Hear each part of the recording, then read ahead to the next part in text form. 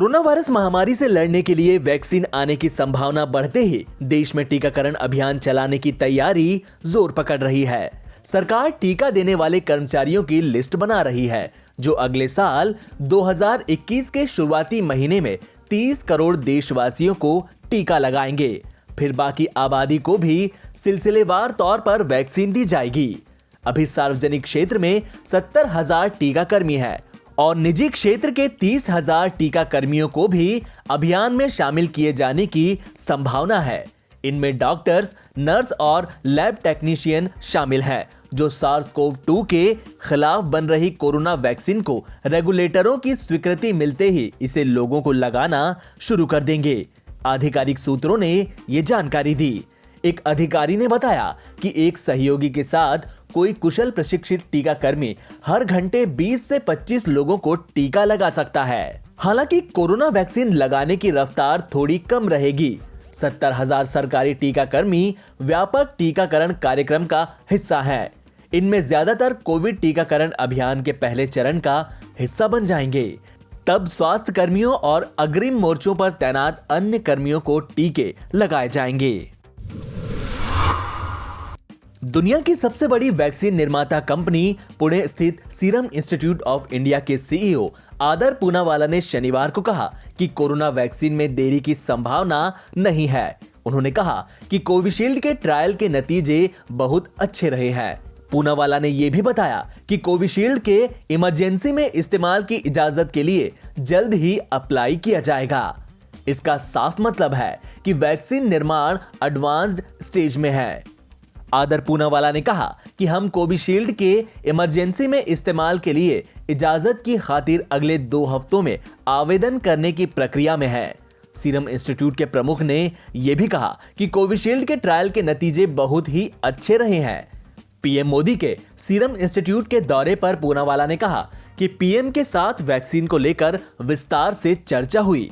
उन्होंने बताया कि सीरम इंस्टीट्यूट ने पुणे में सबसे बड़ा संयंत्र बनाया है और मंडरी में नया कैंपस बनाया है।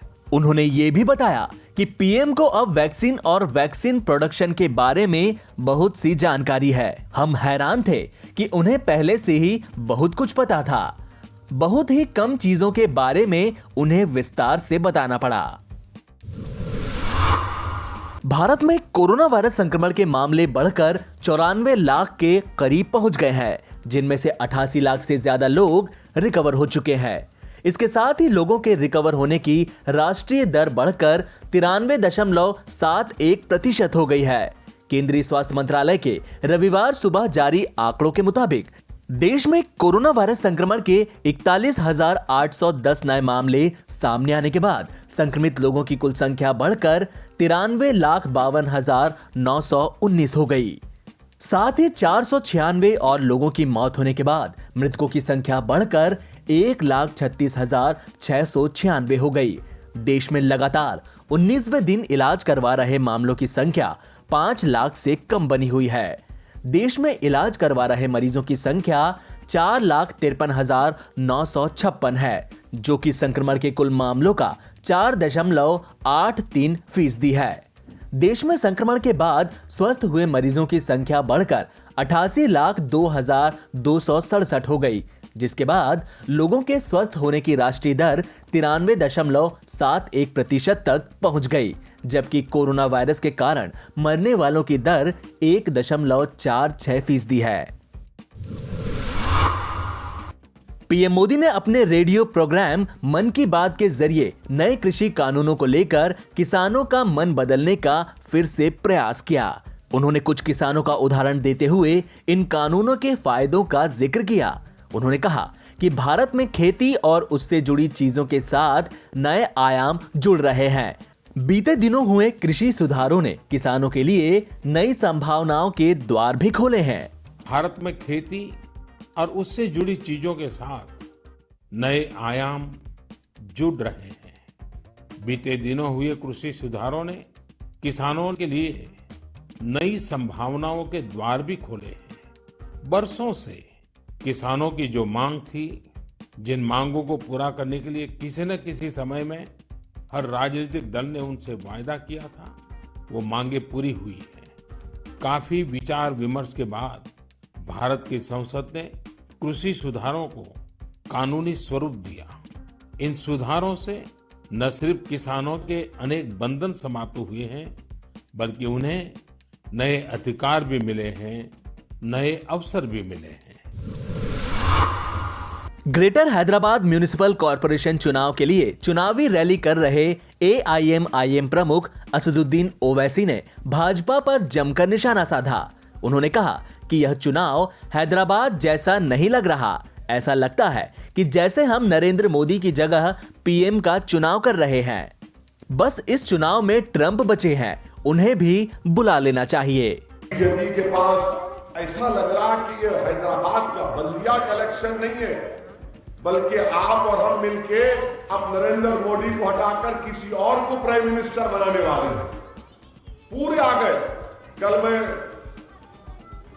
आपके कारवान में जलसा कर रहा था, तो वहां पर जब मैंने कहा कि भाई सबको बुला लिए, एक को नहीं बुलाए, तो मजबे से एक बच्चा बोला नहीं ट्रंप को भी बुला लेना था। बिल्कुल सही बोला बच्चा। अब खाली ट्रंप बाकी है, पूरे आ गए। अब आ रहे, अरे आओ बाबा आओ, देखो शहर देखो, चार मीनार की खूबसूरती को देखो, चार मीनार की बुलंदी को देखो, और चार मीनार जैसी इमारत दुनिया में कहीं है ही नहीं। ऐसी खूबसूरत इमारत को देखो आप, और हो सके तो किले गोलकुंडा की दरो दीवार को भी देखो। देखते रहो, देखने में कोई बुरी बात नहीं है। हाँ, अगर तुम ये बोलोगे मैं काबिज हो जाऊंगा, ये नहीं हो सकता मेरे, इसकी हम इजाजत नहीं दे सकते आपको, क्योंकि हमारा मानना यह कि जो यहाँ पे आया गंडी पेट का पानी पिया, उन्हें यहीं का ही हो जाता, उन्हें यहीं का ही हो जाता।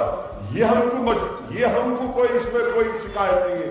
मगर बोलेंगे नहीं मैं आके गाड़ूंगा, मेरे भाई गाड़ना हमारे भी आता, समझे ना, मैं लगा दूंगा, हम भी लगा दे सकते। अब उस जबान को इस्तेमाल नहीं करना चाह रहा हूं, मगर मेरी आपसे गुजारिश है कि 1 दिसंबर के दिन सुबह 7 बजे से पूरे लोग पोलिंग बूथ को जाइए, और ये जो हैदराबाद बीजेपी कर रही है, इसका आपको मौसर तरीके से, जमहूरी तरीके से मजलिस के हक में अपना वोट देकर इनको जवाब देना है।